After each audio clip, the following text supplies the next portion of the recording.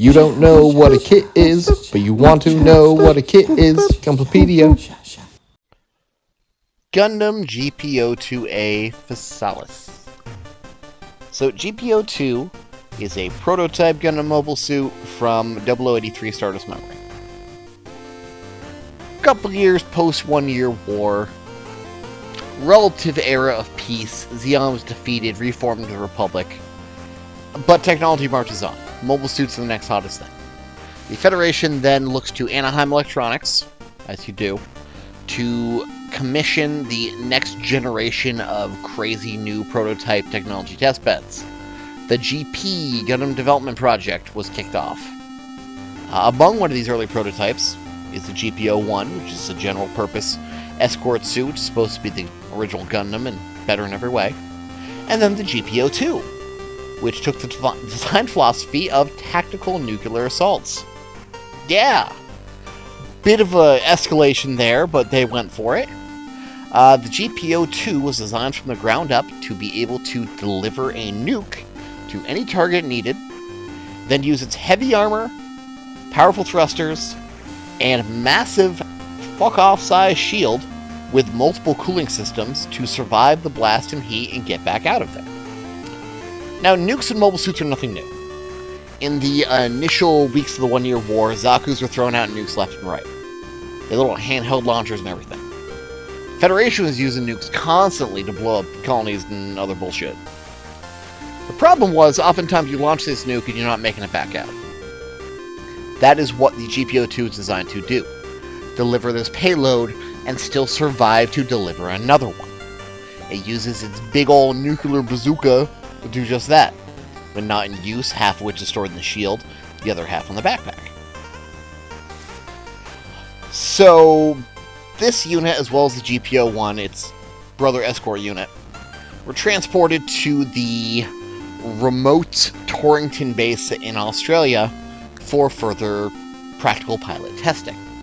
They figured, why not send the nuke to a already devastated shithole, so if accidents happen, it's not such a big loss. Australia was already absolutely brutalized by the colony drops breaking up, missing, and devastating its landscape.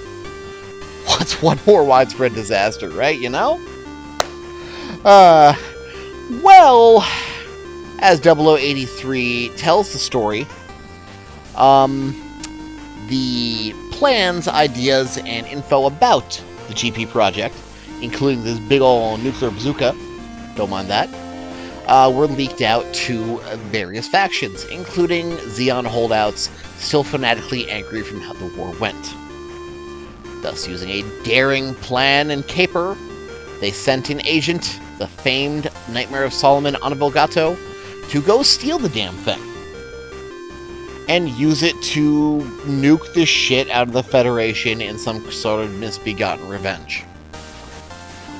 They'll cry and scream and wet themselves about how this violates the Antarctic Treaty about not using nukes in warfare, but the Antarctic Treaty was something signed after the first couple weeks of the 1 year war between two factions that no longer exist for a war that's over. The Principality of Zeon dissolved after the war and got folded into the Republic, which is not beholden to that treaty in any way, shape, or form. They're crying about nothing. They just want something to be angry about. Also, it's like incredibly villain-coded. I don't know what the engineer was just thinking, making a head that sick and angry looking and not thinking it's going to be a bad guy. I guess that's how toys work. In-game, that bulk gets put to good use. Like, there's a lot of other big, bulky monsters like Gustav Karl that actually fit well with this kind of design principle. And its own nuclear bazooka is the most popular used ranged weapon in the game right now by a magnitude. In fact, it actually goes, GP02 bazooka, the, I think, 180mm cannon off of ground type, that's the first weapon you get default, and then the master grade bazooka. When fired, it uses up almost all of your ammo gauge to fire off a projectile that does a gigantic AoE explosion, knocking parts off of everything and everyone. And of course, naturally, you're supposed to only be able to fire 1 or 2 shots and then have a strict cooldown period in between. But the clever part engineers that played this game, our fellow players, have found ways to reduce the cost and increase your gauge to the point that you can just fire off 20 to 25 of them without having to reload. It's absolutely trivialized some content in the game and become incredibly annoying for people to play with because of these bright-ass distracting explosions. The GP02 itself really doesn't have a lot going for it outside of the nuke. Its shield also contains an EX version of the nuke, which costs 3 bars, and does a similar shot with just more damage behind it being the EX skill, also able to be boosted with stuff like injection EX boosts.